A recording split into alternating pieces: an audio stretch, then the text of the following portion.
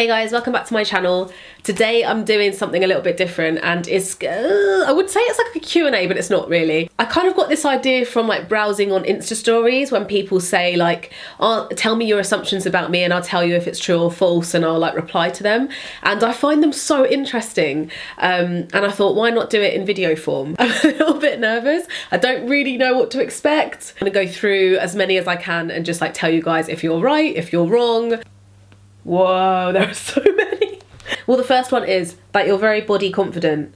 Okay, my battery just ran out, so I've had to take like a half an hour break and then come back. So I think I'm pretty body confident now. Like, I haven't been really down about my body for a really long time, which is so nice. And I definitely feel like after having a baby, for me, I have felt like I literally don't have time to like sit and be upset about my body. I literally feel like it's a waste of time. And after having a baby as well, like, you realise how amazing like what your body can do. And I think that makes you love your body a bit more as well. So yeah, that's it for me anyway. You spend too much money on stuff you think you need but end up wasting. This is my issue too, lol. Yeah, I definitely have been doing that a bit too much. Like, I always think that I really need something, and there's been so many things where I look back in my wardrobe and I'm just like, I do not need that. Like, I never wear that. So recently I'm trying to be a lot more kind of selective with what I'm buying and stuff. Like, apart from when I'm working with brands, or, you know, if there's a job or something, then I might try more clothes than usual. But yeah, for like my personal shopping, I try and think about things a bit more. One is, you wanted to be a young mum, which is funny because, I mean, if you've watched me for a while, you'll know that a few years ago I was not interested in having kids at all. I don't know, it just was never really a goal for me to have a baby, really, but it just happened and it's amazing now. You don't really feel defined by your race/culture, as you were brought up predominantly by your white family. I have always known and felt really like proud of the fact that I'm mixed race, that I'm like English and I'm Guyanese. That was just how I saw it. Like, I always knew I was mixed, black and white, growing up, but like nothing kind of went deeper than that. I just like got on with my life, so did all my friends. Like, I had mixed race friends as well growing up. We never really talked about our race or anything, it was just how it was. But I also definitely feel like, I think me and a lot of other people in my like social circles, I feel like we were all quite colourblind. So in the way that my thought was always like, oh, everyone's equal, just that we're all equal. But then over the last year, even like specifically, I've taught myself a lot about Black history, racism and discrimination. I don't know how deep to get into, but basically over the last year I've definitely found how I identify a lot more. I definitely identify as a mixed race black woman, which I feel really comfortable in. The thing is, I've obviously kind of grown up online, and the first interaction I had with like coming to terms with my identity and everything was by it all came from really hateful comments. So at first I kind of didn't want to go into it because all I was getting was loads of hate and I didn't understand it. And over the last year or so I kind of understand where those comments were coming from, and I've had time to process me, my race, my identity and everything. Be a bit kinder to people. It's not, I didn't realise a lot of things before, but I didn't want to not realise, I just needed time. Aw, that you were a caring and loving person. Yeah, I mean, I think I am. I don't know, sometimes I feel like I am a bit too much, in the way that I try and be too nice all the time instead of just relaxing. Does that make any sense? Like, I like think about things too much. This was so interesting. You're quiet and a little shy with new people. I don't think I am at all, actually. A lot of the time I've struggled with social anxiety, but the thing is, it's always before an event, and usually when I get to something, all I want to do is like be in a conversation because I don't want any awkwardness. So I actually probably compensate a little bit too much and be like chatting to people, asking people questions. Yeah, and over time I think that has just gone more from like trying to make too much effort to just feeling a bit more confident. Like, I don't like throw myself in their face at all because I'm calm by nature, but yeah, that was funny that people think I might be like shy. I don't really identify as being shy anymore. I used to when I was quite young. Oh, what? One is, I assume you and Jason never fight and India's an angel. So no, like, well, we don't have like full-on fights. Like, we argue and we like disagree on things. So no, we're not like 100% like get on all the time. I think that's normal though. And Indy is a little angel, but she's also, she's quite mischievous. She's like pushing her boundaries a little bit. Like, we feel like she's very clever. She knows like when to try and manipulate us and when to try and push it a bit. So she can be cheeky. Oh, you guys, it's so funny because some are like so sweet and some are like hit a nerve a little bit. One is, you're a sensitive, kind, genuine soul. Thank you. I mean, it's hard. I can't answer those ones, but I try to be.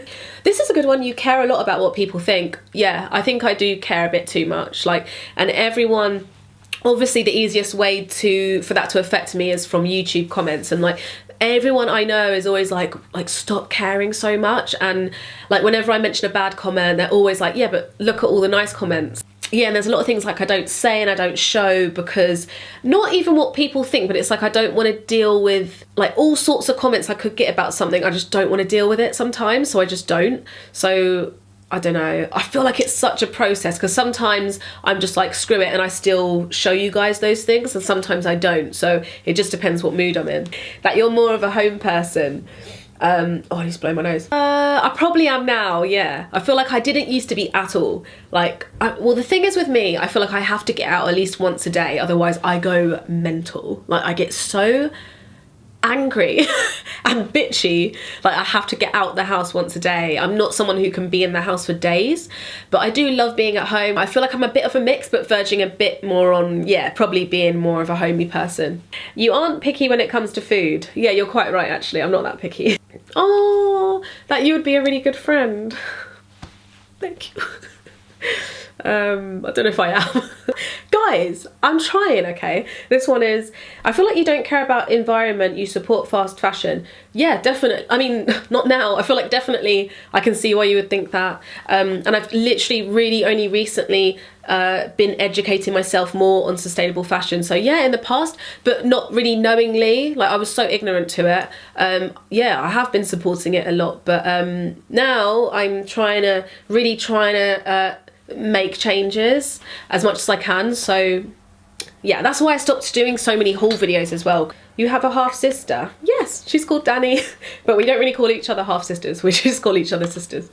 This is such a good one. You Google the killers when listening to MFM, My Favourite Murder. Yes, I do. That is actually quite spot on. You are either 100% behind something or you don't care at all. There's no in between. That is quite good, actually. Like, I'd never think of it like that.